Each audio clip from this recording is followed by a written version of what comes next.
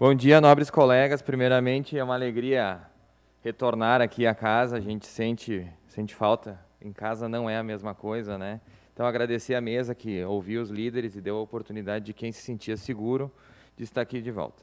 Então, eu vou falar sobre 3 assuntos, enquanto vai abrindo a apresentação aí na nossa tela, que é devagarinho, mas vai, né? Vamos falando aqui. Então, assim, hoje eu queria mostrar mais uma vez, hoje eu vou dar 3 exemplos da incompetência estatal, né? E quanto isso custa para o cidadão gaúcho, caxense, brasileiro, ou enfim. Vamos começar a falar pela CE, que foi privatizada ontem pela quantia simbólica de 100 mil reais, né? A gente já viu algumas críticas ao governador, vereadora Marisol, nas redes sociais, mas eu, nesse momento, gostaria de parabenizar o governador, né, que privatizou uma empresa completamente falimentar, que custa aos gaúchos 1,3 bilhões de ICMS ao ano. Para vocês terem uma ideia, a CE ela cobrava ICMS dos consumidores e não repassava ao governo do estado, não repassava aos cidadãos gaúchos. Ou seja, em outras palavras, ela... O que é quando tu pega uma coisa que não é teu, né? Não vamos usar essa palavra, mas enfim. Então, por hora, caros colegas, essa empresa sonegava 100 mil reais de impostos do Rio Grande do Sul. A gente muitas vezes passa o pires aqui na nossa sociedade, vai a Brasília, enfim, para conseguir a conclusão do nosso hospital geral, que precisa de cerca de 10 milhões. Não sei se o Rafael Bueno está ouvindo, se eu estiver errado ele que me corrija, mas a gente está falando de 1,3 bilhão ano perdidos com o ICMS da CE. Né? A empresa que comprou a CE, ela não pagou 100 mil reais. Ela pagou 100 mil reais mais 7 bilhões de dívidas. Né? Então é errado, por exemplo, o deputado Pepe Vargas fez uma crítica pública há pouco nas redes sociais, dizendo que a CE foi vendida por 100 mil, não é verdade. Até porque a campanha, por exemplo, dele aqui em Caxias custou muito mais. Então, se ele acha que a empresa é viável, ele poderia ter comprado a empresa e ter assumido. Né? Claro que era dinheiro público também que ele usou na campanha, mas enfim, se a empresa era tão boa, ele poderia ter comprado com muito menos do que ele gastou na campanha a prefeitura dele aqui de Caxias do Sul. Mas eu também gostaria de fazer uma ressalva aqui, vereadora Marisol, se me permite, ao governador, que infelizmente há 2 anos atrás, quando o governo Sartori gostaria de ter privatizado essa empresa, a bancada do PSDB votou contra na Assembleia. Então nós poderíamos ter economizado 3 bilhões de reais, caros colegas, em 2 anos, se a empresa tivesse sido privatizada em arrecadação de ICMS. Quantos hospitais, presidente, nós poderíamos ter construído? Quantas estradas? Né? Quanta segurança a mais nós poderíamos ter no estado? Então aqui fica o meu elogio ao governador, que a gente tem que ser, como independente, a gente tem que saber a hora de elogiar e também fazer a crítica que isso poderia ter acontecido antes. Mas olhando neste momento, vereadora Marisol, representante aqui do PSDB e do governo, eu quero dar os parabéns pela coragem de ter se livrado de uma empresa, né, que dá um prejuízo bilionário aos gaúchos e que presta péssimos serviços. Né? Então é bom que isso fique bem claro.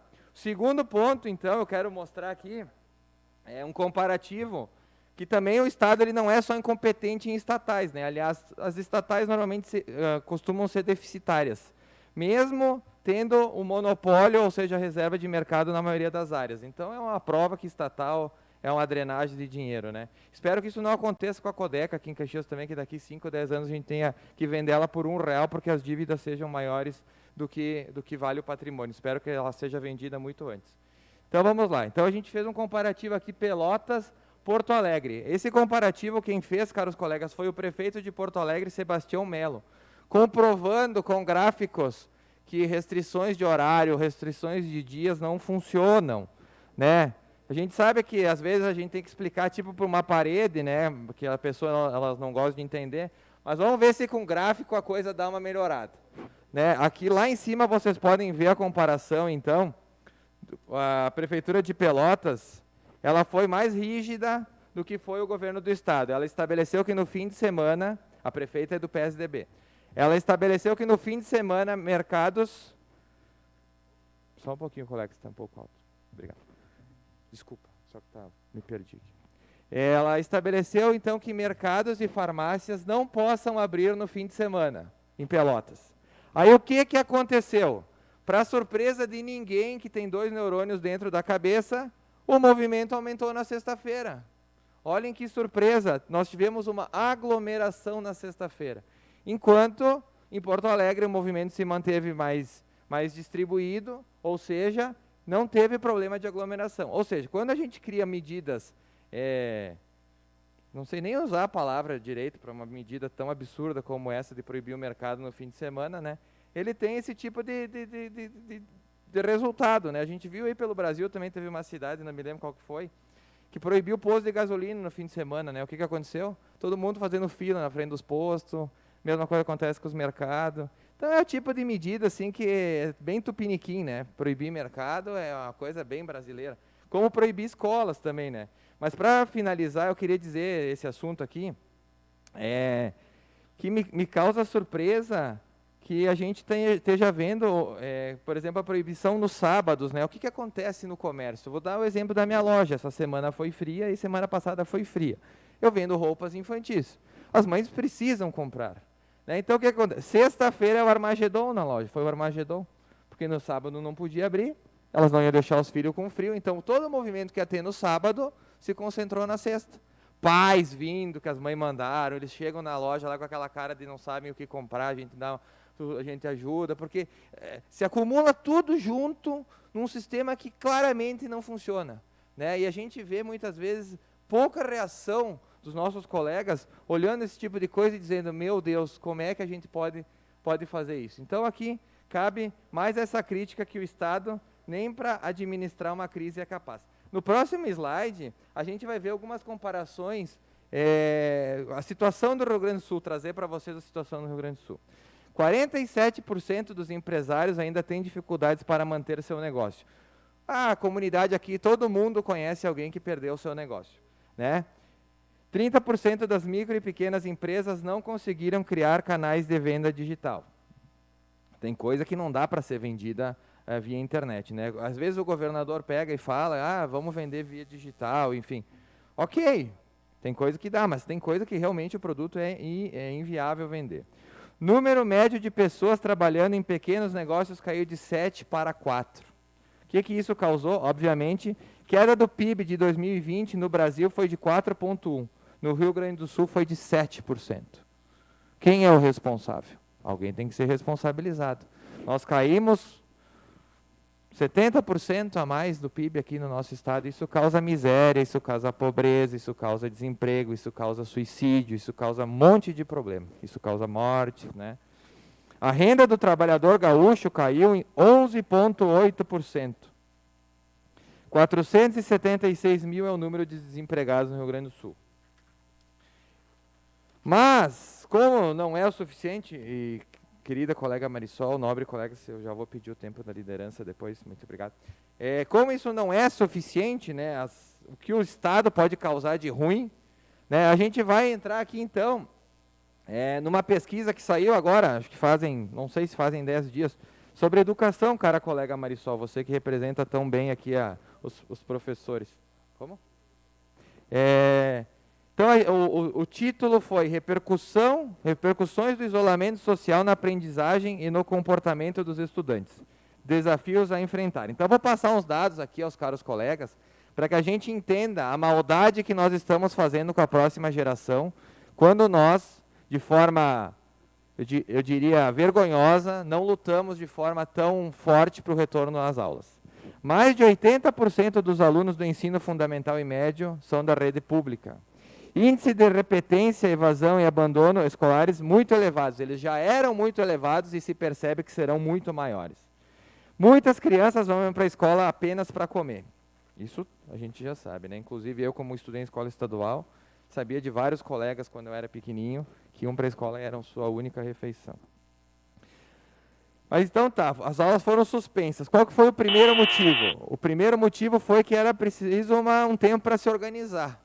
Todo mundo lembra, né, quando as aulas iam ficar suspensas por 15 dias, que o negócio era tempo para se reorganizar.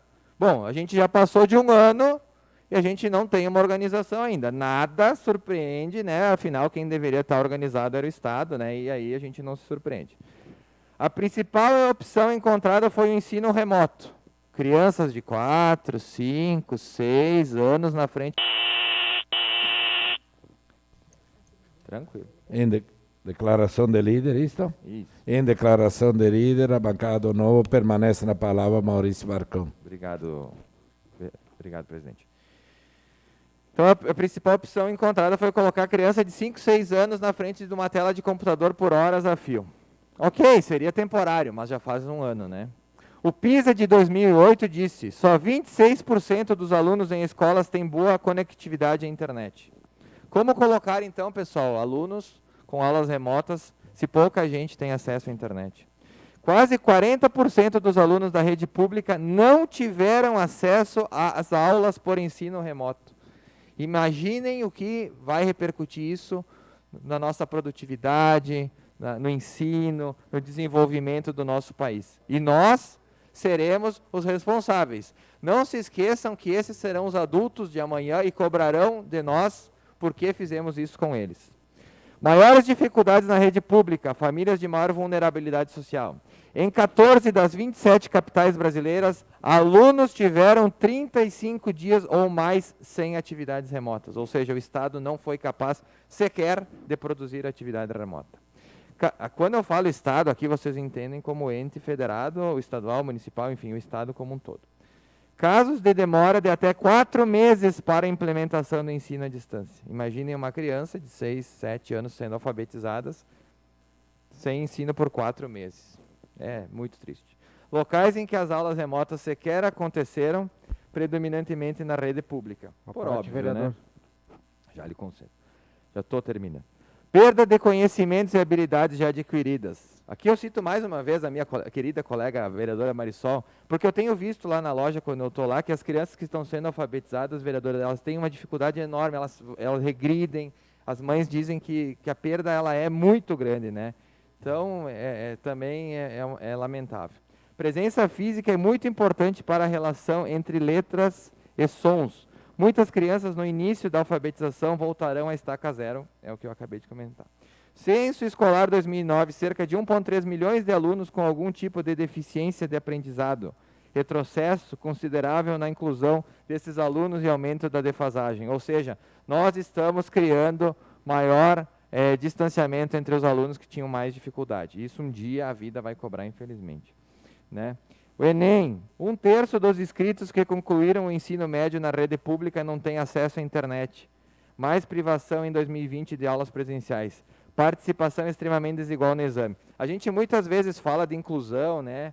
E a gente vem aqui dizer que a gente tem que fazer leis que incluam, mas nada inclui mais alguém, a sociedade, do que ser educado, do que ter um bom nível educacional. E o que a gente está fazendo? Principalmente as crianças que estudam em escolas estaduais, enfim, municipais, digamos, públicas, vão ter mais dificuldade o dia que chegarem lá na frente para prestar uma prova. Quantos de vocês sabem que na USP, por exemplo, ou na URGS, passa quem estudou em escola particular? É muito mais fácil, claro, não ficaram um ano sem aulas. Então, essa distância só aumenta. Ou seja, os pobres acabam gerando impostos para que os ricos estudem nas faculdades públicas. A interação, a ludicidade e a brincadeira são fundamentais tanto para o desenvolvimento infantil quanto para o processo de socialização das crianças e não podem ser substituídos apenas por uma ferramenta tecnológica. Pesquisa da Sociedade Brasileira de Pediatria, com 951 pediatras em todo o Brasil, disse que 8 de cada 10 crianças apresentaram alterações no comportamento durante o isolamento social. Sintomas de tristeza, apatia, irritabilidade e agressividade, probabilidade de evolução para depressão e transtornos mais graves. Mas é o tipo de morte que a gente não vai contabilizar, né? A criança lá com 16, quer dizer, criança, a gente vai chamar criança de 16, eles vão ficar ofendidos, né? Mas jovens aí com 14, 15 anos, a gente sabe que tem casos de suicídio, isso vai aumentar. Já aumentou, a gente sabe, né? Então, infelizmente, isso também passa pelo que nós estamos fazendo com nossas crianças. Emocionalmente fragilizados ou com sérios problemas comportamentais, tendência ao suicídio. Prova do PISA de 2015, aproximadamente 12% dos estudantes brasileiros aos 15 anos já relatavam insatisfação com a vida.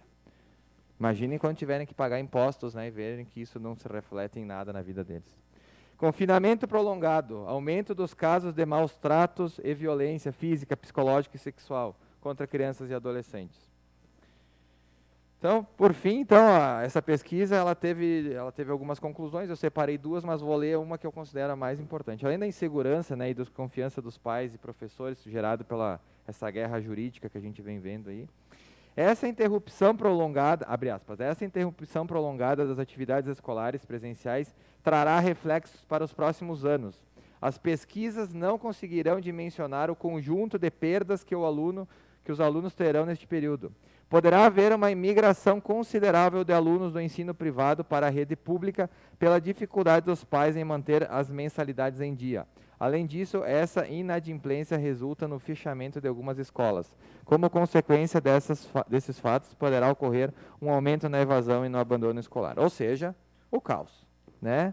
O caos, a gente está vendo aí, eu acho que todos os vereadores recebem pedidos de pais, de proprietários de escolinhas, de vanzeiros, vereador Bressan, que já passou do limite do desespero, né? A gente já está num limite assim que eu não sei mais nem o que falar. Hoje a minha vizinha de baixo, ela é prof, ela disse que não aguenta mais, né? Estava lá com a cunhada tem que trabalhar com a nenê de 1 ano no colo, também que não tem mais o que fazer com o filho dela, ou ela vai perder o emprego, ou ela deixa com o vô de mais de 70 anos praticamente o dia inteiro. O que nós estamos fazendo com as nossas crianças? O quanto nós vamos defender que o Estado continue arruinando as nossas vidas? Seja por via de medidas absurdas, como eu mostrei aqui para vocês antes, de controle da pandemia, que não controla nada, só piora, né, o distanciamento social. Seja por estatais que drenam os recursos que deveriam ir para a saúde, segurança e educação, e nós ainda temos deputados que criticam a medida acertada do governador que privatizou, ou seja, por essa negação à educação que nós estamos deixando para os nossos filhos.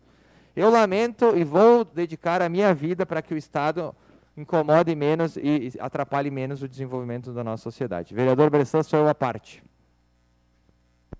Obrigado, vereador Marcon. Eu gostaria de me somar aqui e reforçar, vereador Marcon, que a gente sempre foi um defensor e trouxemos os números, inclusive, durante a pandemia, de quando as escolinhas infantil abriram lá no mês de agosto do ano passado, 2020, a gente conseguiu comprovar que menos de 3% dos professores que estavam dando aulas para essas crianças se afastaram.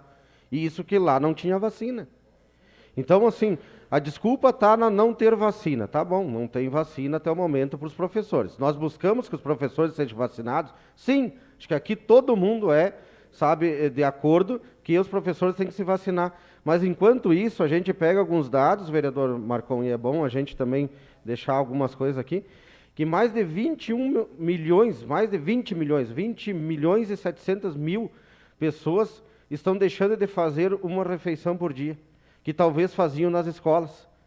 E os dados da Unicef diz que pode vir, não estou afirmando que vai, que pode vir a morrer 51 mil crianças por causa da fome. Então, veja a situação que a gente está vivendo, que através da educação não é só a questão do professor ir para a sala de aula. A questão da educação é óbvio, ele vai lá dar aula, é de extrema importância, mas nós temos uma situação que eu vejo que é mais ainda importante, a fome não espera.